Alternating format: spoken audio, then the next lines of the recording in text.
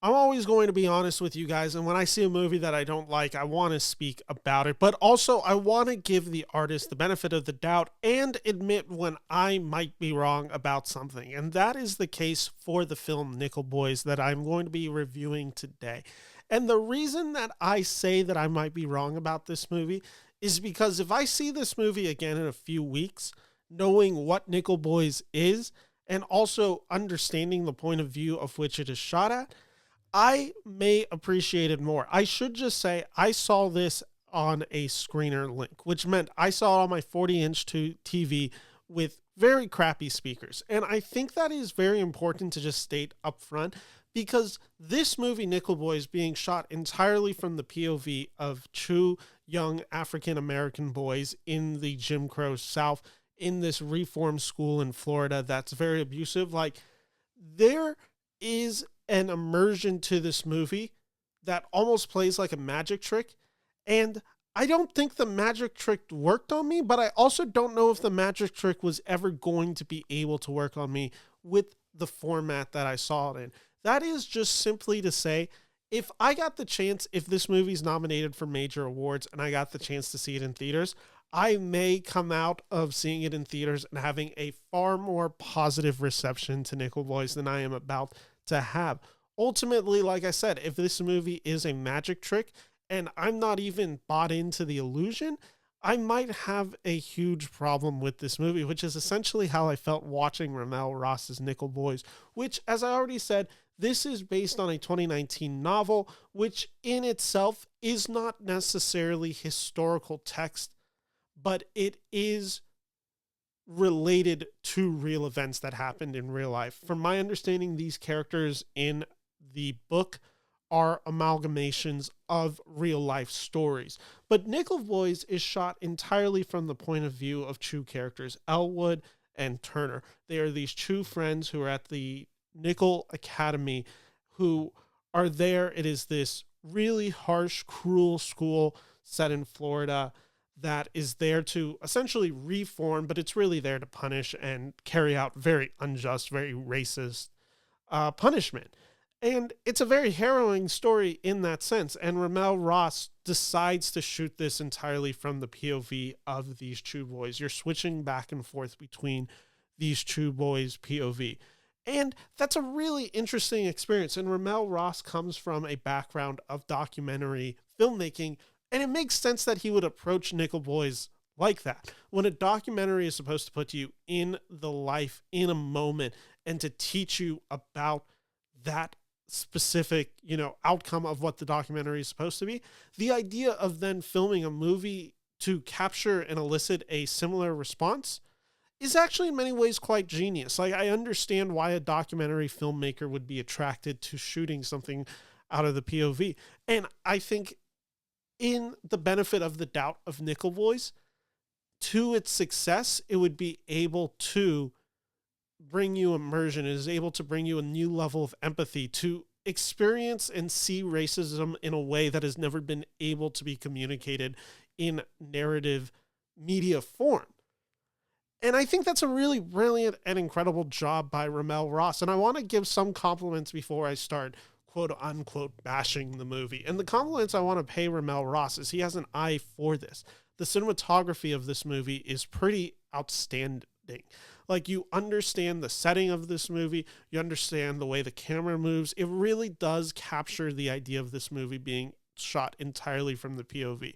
And there's some brilliant scenes where they set the time of this movie where you see certain iconic moments in the fight for civil rights happening on screen.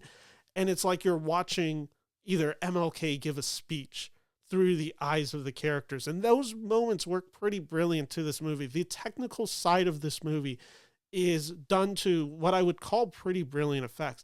Now, my struggle with this movie is, and again, I've said it outright, is this movie is a magic trick. And the point of view, if that works for you, then this movie is probably incredible and incredibly engrossing. I didn't buy into the POV of this movie. I found it a bit distracting. And since I found that to be the case, this movie doesn't fully work for me. And that is not to diminish what Ramel Ross is doing in this movie. That is not to diminish the achievement of direction and camera work that goes into making something so unique and oftentimes beautiful in what Ramel Ross's vision for Nickel Boys is. It's simply to say that I lack the emotional connection needed for this movie because the point of view of this movie took me out of it. The way that this movie is designed to tell its story didn't work for me. And I think it just took me out of certain scenes, especially in some of the emotional scenes. I noticed myself being in on the point of view.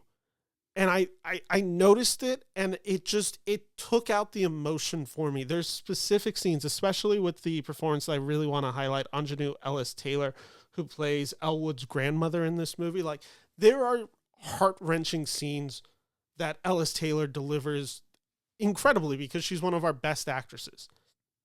And those scenes didn't fully land for me. And it's just because it is the point of view.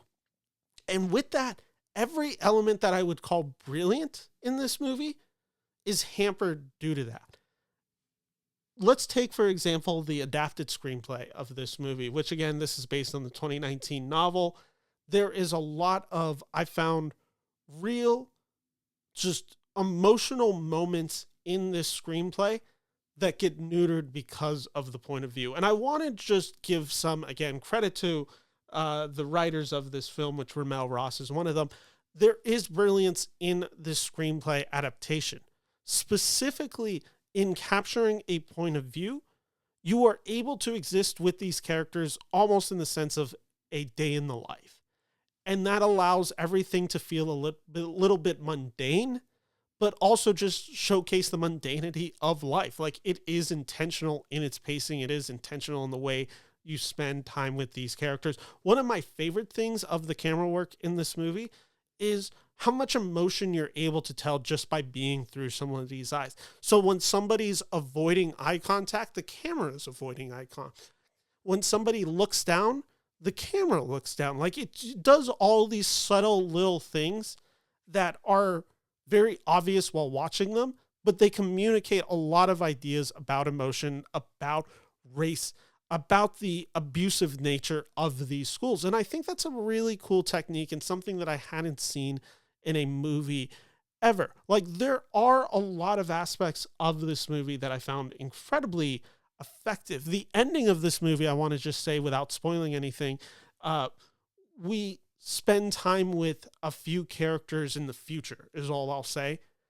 And Daveed Diggs comes into this movie, and I thought he was excellent in this movie. Like, the final 15 to 20 minutes of this movie are truly, they left me an emotional wreck. Like, I understood the way Ramel Ross captured these scenes.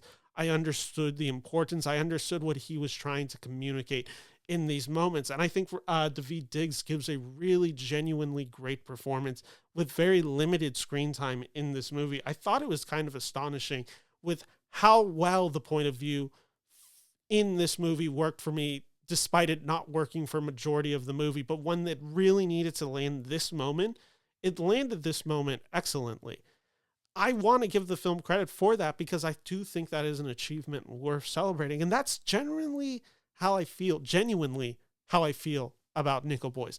I want to celebrate the achievement of Nickel Boys, but I have to fully admit this does fall into the case of a movie that I respected more than I liked watching necessarily.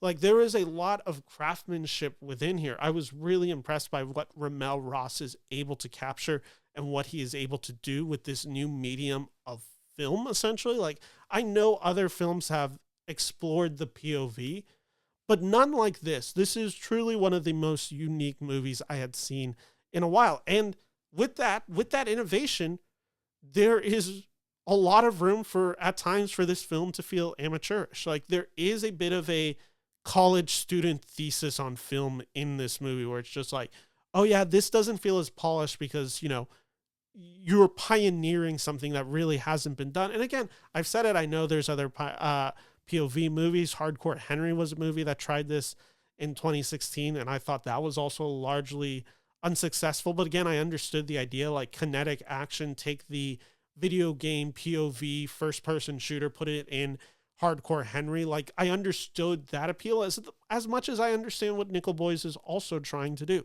I understood the way that this movie is trying to communicate. I don't think it's fully successful in that. And I also think that is also a restriction of the way that I watched this movie, the way that I consumed this art was, again, on a 42-inch screen in my bedroom with, my normal TV speakers. I don't have surround sound. I don't have anything like that. Like, I am watching this movie unfold.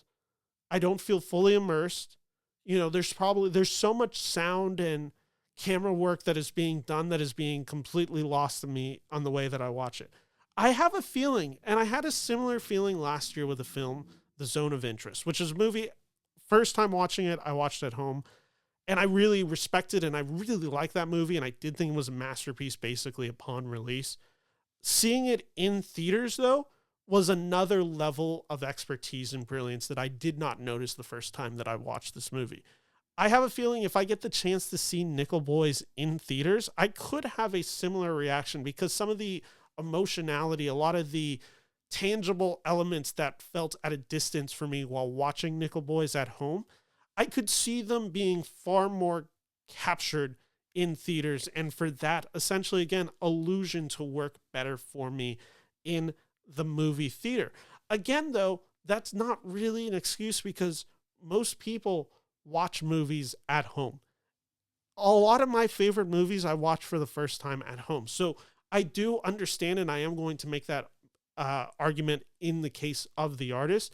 And I will also say that most people, like me, I think of a film like Back to the Future, which is one of my favorite films. I've never seen Back to the Future in theaters, and it still is one of my favorite films. Like, there does need to be an ability to see it in both formats, and I think that is a critical thing that some people often do forget about.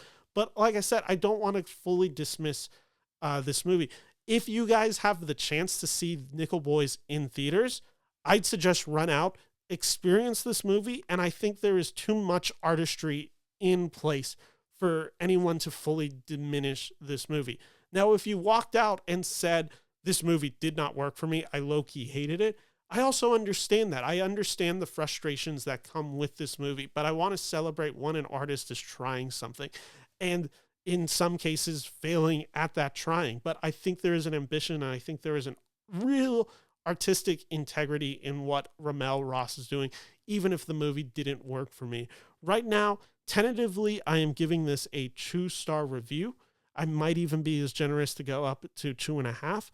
I think I'll stick with the 2-star review, but this is on the belief that if given the option, which I still haven't been given, but if given the option to see this movie in theaters, if it does end up coming to Sacramento, I could see myself boosting my review. I could see myself reflecting and thinking, oh, I got it wrong the first time reviewing this movie. And I want that to be honest with you guys. Like, we don't always understand art at the time that we receive it. And sometimes it needs to be communicated to us in a different format or different way.